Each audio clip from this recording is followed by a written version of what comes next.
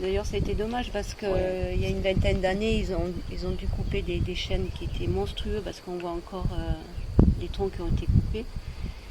Et ça devait être juste trop magnifique, quoi. Mais ils sont plus, quoi.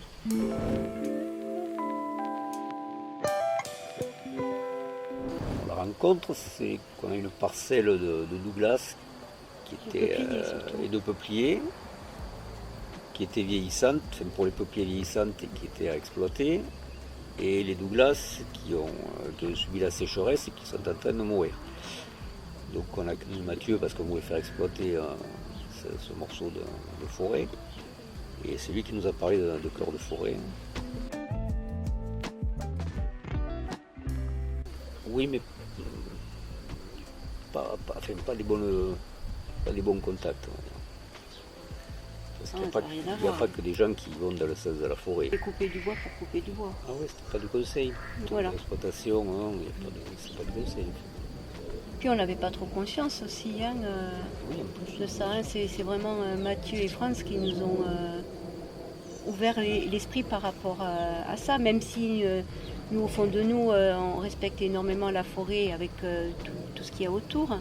On savait ce qu'on ne voulait pas faire. Ouais. Et on n'avait pas vraiment conscience du potentiel. Et comment bien exploiter et en respectant tout ce qu'il y a, quoi. Ah oui, non, mais c'était pour avoir une forêt vivante. Et ça aurait été des gros arbres, on ne les aurait pas coupés quand même, parce que c'est vrai que on souhaiterait qu'une chose, c'est qu'il y ait des gros arbres. D'ailleurs, ça a été dommage parce qu'il y a une vingtaine d'années, ils ont dû couper des chênes qui étaient monstrueux parce qu'on voit encore des troncs qui ont été coupés. Et ça devait être juste trop magnifique, quoi. Mais ils sont plus, quoi.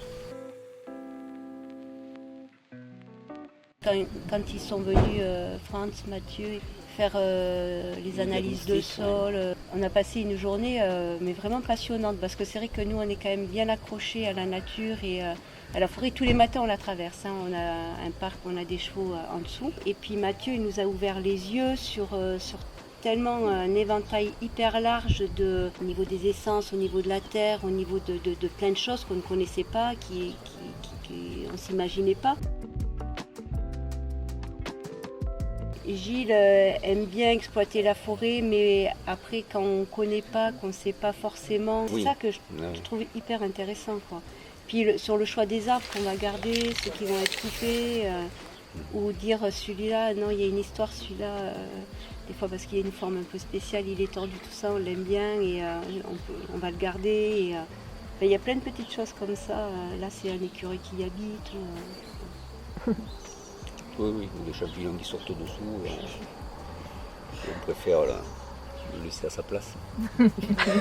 C'est vrai qu'en fait, du coup, on regarde comment ça évolue, comment les arbres, du coup, maintenant se développent. Et c'est vrai que il y a encore un autre intérêt, quoi. Et c'est pas fini. Non, ça commence. J'espère qu'on viendra assez vieux pour l'avoir bien grande, cette forêt.